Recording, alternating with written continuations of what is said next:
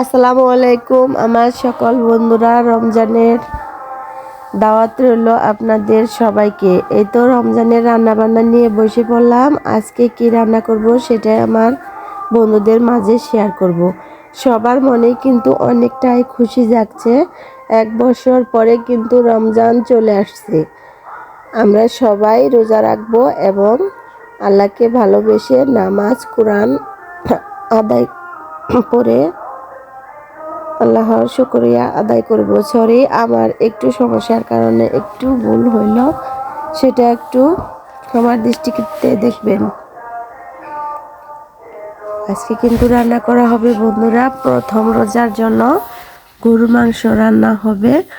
আরও সাথে অনেক কিছু রয়েছে, ওগুলা কিন্তু দেখানো হলো না। শুধু গরুর মাংসটা রান্না করব, সেটাই তোমাদেরকে দেখানো হচ্ছে।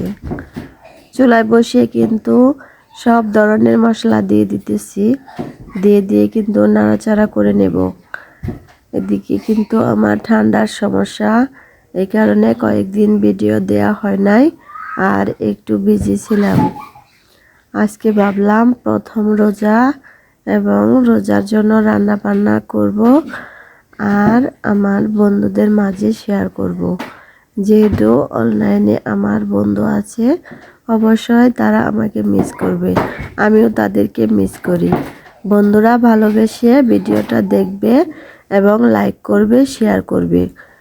চুলায় কিন্তু এখানে আমি পেঁয়াজ দিয়ে দিছি, কাঁচামরিচ, সাথে রয়েছে রসুন, তেজপাতা, এলাচ, গোটামরিচ সব কিছু দিয়ে নেড়ে চেড়ে নিয়ে এখন দিয়ে দিলাম মশলাগুলাও কিন্তু এভাবে নেড়ে চেড়ে নেব অনেকক্ষণ নেড়ে চেড়ে নেওয়ার পরে যখন মশলাটা কষানি চলে আসবে তখন কিন্তু আমি এই যে গরুর গোশটা দিয়ে দিলাম। গরুর গোশ কিন্তু এখানে 1 কেজির একটু উপরে আছে।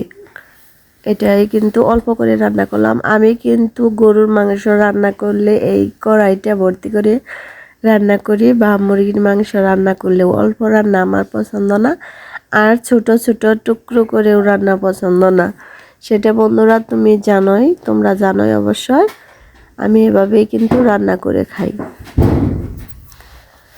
সুন্দরভাবে কিন্তু মাংসটা কষিয়ে নিয়েছি অনেকক্ষণ কষানোর পরে আমি কয়েকটা নতুন আলু দিয়ে দিলাম। যেহেতু অল্প মাংস, কয়েকটা আলু দিলে ভালোই লাগবে। তেল আছে এখানে, তার জন্য কয়েকটা আলু দিয়েও অনেক সুন্দর করে লাল লাল করে কষিয়ে নিয়ে একটু ঝোলের পানি দিয়ে দিলাম। আর বন্ধুদের সাথে আলাপ আলোচনা করলাম, যদি ভুল ত্রুটি হয় ক্ষমার দৃষ্টিতে দেখবেন। আমার জন্য দোয়া করবেন আর সবাই একটু সাপোর্ট করবেন, এটাই আপনাদের মাঝে অনুরোধ। আর সবাই রোজা রাখার চেষ্টা করবেন এবং নামাজটা আদায় করবেন, কোরআন তালাওয়াতও করবেন। আমরা যেহেতু মুসলিম, আল্লাহর শুকরিয়া আদায় করা আমাদের কিন্তু অনেক উত্তম কাজ। রান্নাটা আস্তে আস্তে কিন্তু চলে আসতেছে, এই তো রান্না করে শেষ করলাম আর আপনাদের মাঝে